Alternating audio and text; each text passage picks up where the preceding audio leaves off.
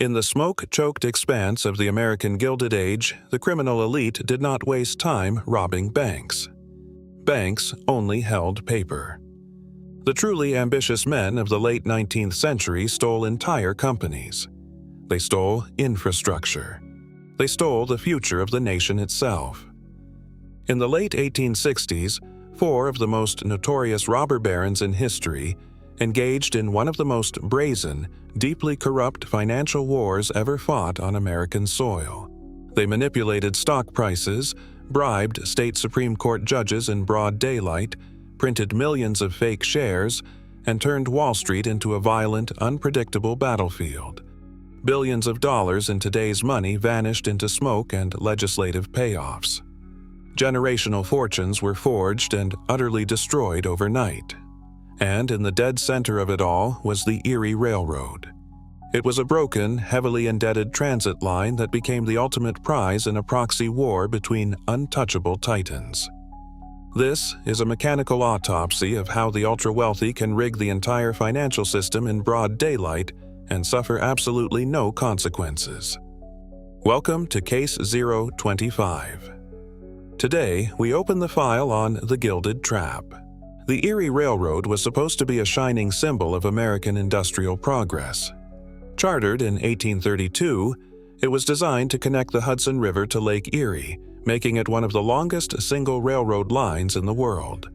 But from the very beginning, the Erie was cursed.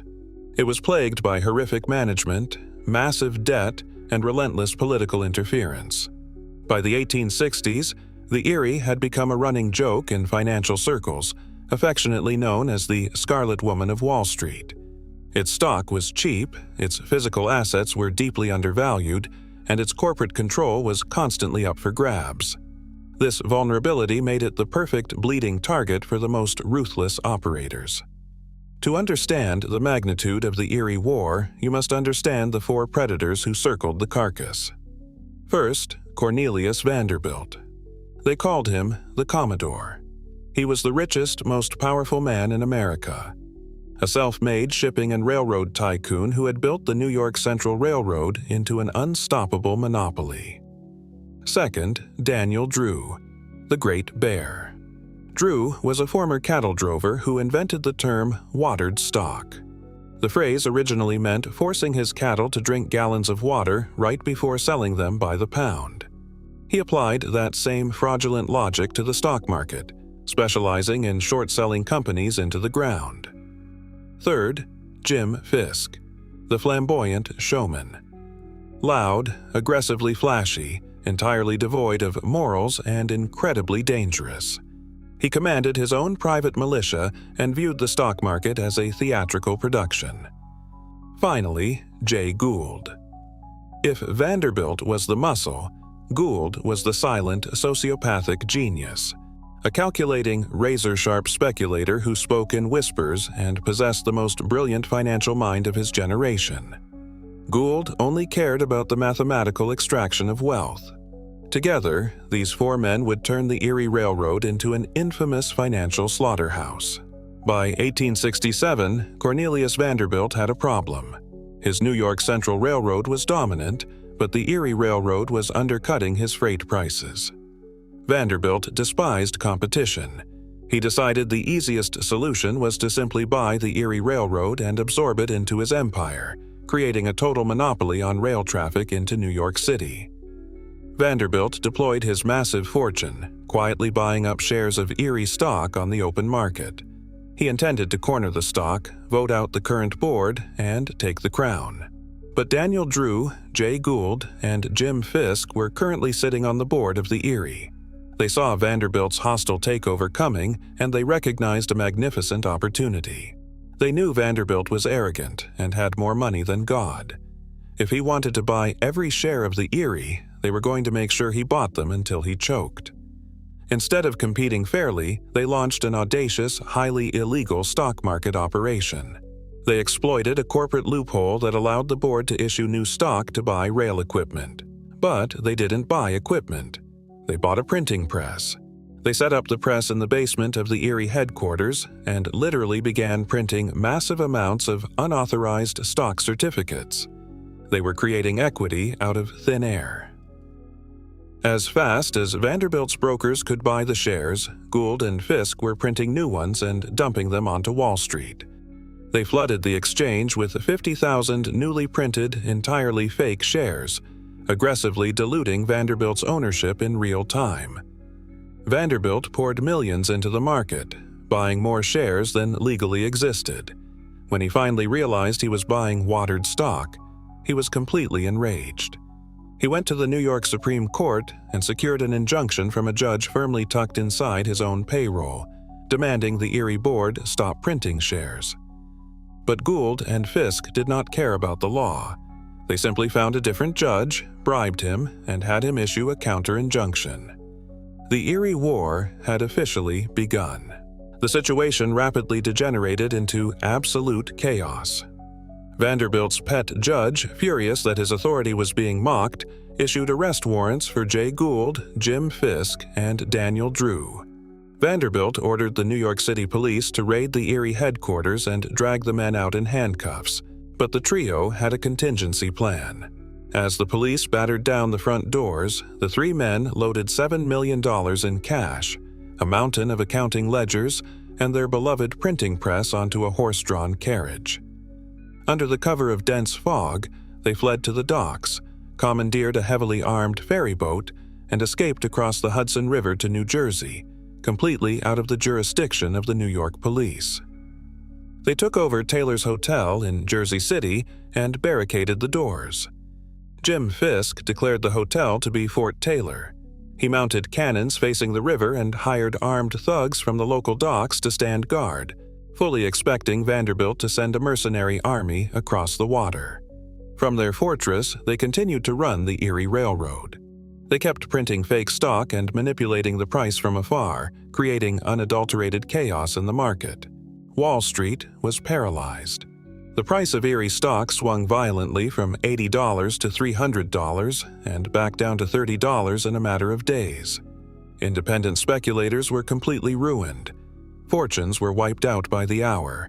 And through it all, Gould and Fisk sat in their hotel, drinking champagne and keeping the printing presses running hot. But Jay Gould knew they could not stay in New Jersey forever. They needed to make the fake stock legal. And in the Gilded Age, if the law did not suit your needs, you simply bought the men who wrote the law. Gould packed a valise with $500,000 of Vanderbilt's own cash, crossed back into New York, and took a train straight to Albany. His mission was simple. He was going to buy the state legislature. The corruption reached levels of absurdity that are difficult to comprehend today. Gould moved into an Albany hotel room and essentially opened a dark money auction house. He met with state senators, handing out thick envelopes of cash in exchange for their votes to retroactively legalize the fake Erie stock. But Cornelius Vanderbilt was also in Albany, and he was also buying politicians. Realizing they held the power, the politicians began playing the two billionaires against each other to drive up their own bribe prices. Bribes were handed out in the open hallways of the Capitol building. One legislator famously reported being offered $10,000 by Vanderbilt to vote against the bill, then immediately walked into Gould's room and accepted $15,000 to vote for it. Even Boss Tweed, the infamous leader of the Tammany Hall political machine, arrived to get his cut. Gould paid Tweed a fortune to force the Democratic politicians to vote his way. The entire episode became a spectacular national scandal. The newspapers published daily updates exposing the absolute depths of Wall Street's rot. It was a terrifying example of how the powerful elite could effortlessly bend the law to their absolute will. Eventually, the financial bleeding became too much even for Cornelius Vanderbilt. He realized that fighting a man who controlled his own printing press was a mathematically impossible war. A fragile, dirty peace was finally reached. Vanderbilt agreed to drop all lawsuits. In exchange, Gould and Fisk used the Erie Railroad's own treasury to reimburse Vanderbilt for the millions he had lost buying the fake stock. They essentially robbed the company they were managing to pay off the man who tried to take it from them. Vanderbilt walked away with his money intact, retreating to his monopoly. Daniel Drew was systematically targeted by Jay Gould in the following years, eventually dying completely broke. Jim Fisk was shot and killed on a hotel staircase by a disgruntled associate over a personal dispute. Jay Gould kept total control of the Erie Railroad. He squeezed every remaining drop of value out of it, using it as a slush fund to launch even more devastating market manipulations. But the real loser was the American public. Burdened with massive, unpayable debt from all the stock watering, the Erie Railroad spent the next 50 years drifting in and out of bankruptcy. The public witnessed firsthand how easily the entire system could be rigged. The story of the Gilded Trap teaches us one of the most important and most dangerous lessons about the nature of power, capital, and markets. When the rules can be bought, the game is already over. The Erie Railroad War was not a historical anomaly. It was a terrifying preview of modern financial architecture. It proved that the ultra-wealthy do not need to build the best product. They simply need to control the rules of the game. In today's world, we do not see robber barons fleeing across the river with horse-drawn printing presses.